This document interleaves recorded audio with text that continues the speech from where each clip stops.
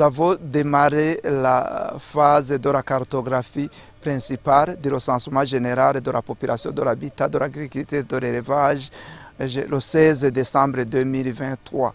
Et dans nos prévisions, cette phase qui était une phase de collecte des données au niveau national allait nous prendre 5 mois.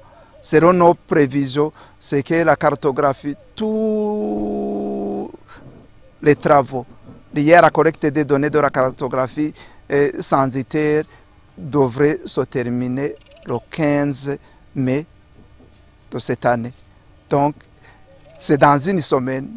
Dans une semaine, nous allons terminer la collecte des données de la cartographie censitaire pour nous préparer pour le recensement proprement dit qui aura lieu au mois d'août et septembre. Donc, les travaux de collecte des données cartographiques sont presque à la fin. Donc, nos équipes déjà à l'intérieur du pays attendent que nous puissions avoir du carburant pour venir terminer à mairie de Bujumbura.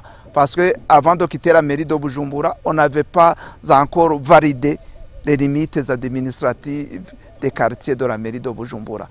Le premier défi qui a handicapé donc, les travaux, c'était le manque de carburant.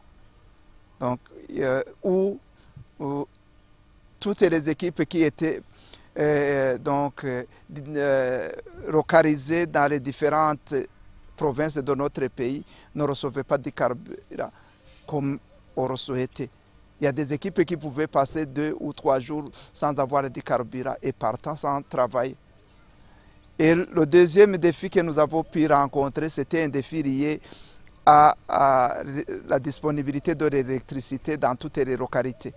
Étant donné que la collecte, c'est une collecte numérisée, nous utilisons les tablettes et ces tablettes doivent être régulièrement chargées pour pouvoir servir toute une journée pour la collecte des données.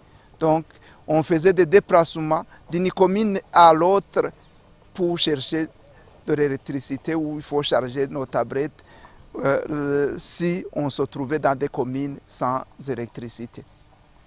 Et notre défi majeur, c'est un défi lié à la non-maîtrise des limites administratives de certains administratifs à la base. Il y a des chefs de commune et des chefs de quartier qui ne maîtrisent pas les limites de leurs entités respectives. Et notre défi, c'est un défi lié à la période durant laquelle nous avons mené nos activités.